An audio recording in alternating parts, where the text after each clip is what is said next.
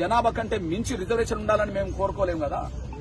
మరి ఇప్పుడు అగ్రకులాల పేదల రిజర్వేషన్లనే మేము స్వాగతించినప్పుడు మీరు 42% రిజర్వేషన్లు ఎందుకు స్వాగతించట్లేదు? మా బీసీలై 42% రిజర్వేషన్లు తీసుకొచ్చిన సందర్భంలో మీరు స్వాగతించాలి కదా.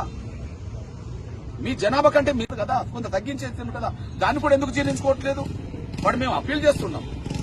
మా బలహీన వర్గాల ప్రజల పక్షాన ఒక దళితులుగా, అందులో ఒక మాదిగ సామాజిక వర్గ బిడ్డలుగా మేము అప్పీల్ చేస్తున్నాం. కోర్టుకెళ్లిన మిత్రులారా, కోర్టుకెళ్లే స్వేచ్ఛ ఎవరికైనా ఉంటే ఉండవచ్చు. కోర్టుకెళ్లొద్దని ఎవరు అనలేదు. కోర్టుకెళ్లే స్వేచ్ఛ మీకు ఉండవచ్చు. కానీ వెళ్లడం అనేది సామాజిక రీత్యా కరెక్ట్ కాదు కదా.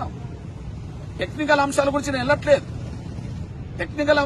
వెళ్ళట్లేదు. మీరు అగ్రకులాల్లో పుట్టిన మీరు అగ్రకులాల పేదల పేరుతో రిజర్వేషన్లన్నీ మీరు అనుభవిస్తున్నారు కదా. ఎవరన్నా మా దళితులు వెళ్లారా? మేము గిరిజనులు వెళ్లామా?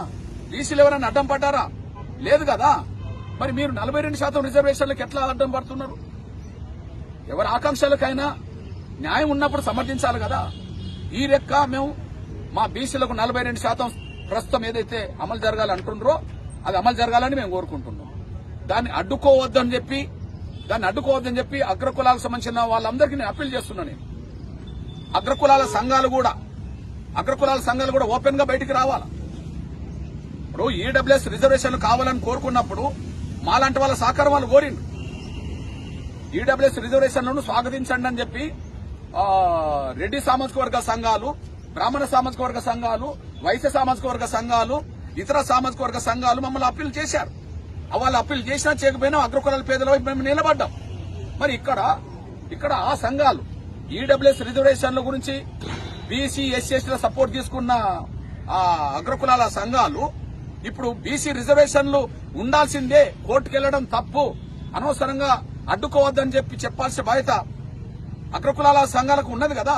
వాళ్ళకు ఉండాలని నేను కోరుకుంటున్నాను. నేను 42% రిజర్వేషన్లను అడ్డుకోవద్దని, అడ్డుకునే ప్రయత్నాలు ఇప్పటికైనా ఉపసంహరించుకోవాలని చెప్పి నేను విజ్ఞప్తి చేస్తున్నా. ఏది ఏమైనా ఈ పొన్నం ప్రభాకర్ మాట్లాడిన వ్యాఖ్యలు దళితులు, బలహీన వర్గాల మధ్యలో మరింత గ్యాప్ పెంచే విధంగా ఉండకుండా ఉండాలంటే ఆలస్యమైన కొద్ది, సారీ చెప్పడం ఆలస్యమైన కొద్ది గ్యాప్ పెరుగుతుంది.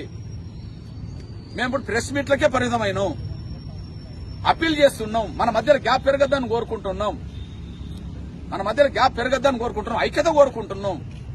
ఐక్యతకు విఘితమయ్యే పని మేము ఎప్పుడు చేయలేదు, భవిష్యత్తులో కూడా చేయము. కానీ అటువైపు నుంచే పొరపాటు జరిగింది కాబట్టి పొరపాటును వెంటనే సరిదిద్దుకోవడం ద్వారా మన ఐక్యతకు పెంచిన వాళ్ళు అవుతారు. ఆలస్యమైన కొద్ది ఐక్యతకు కొంత విఘాతం కల్పించిన వాళ్ళు అవుతారు. ఎందుకంటే మేము ఇప్పుడు ప్రెస్ మీట్లకే మా కార్యకర్తలు మేము అప్పీల్ చేస్తున్నాం. స్పందించకపోతే కార్యాచరణ కూడా రూపొందించాల్సి వస్తుంది. మా ఆత్మగౌరవం కంటే ముఖ్యం, మాకు ఇంకేది ముఖ్యం కాదు.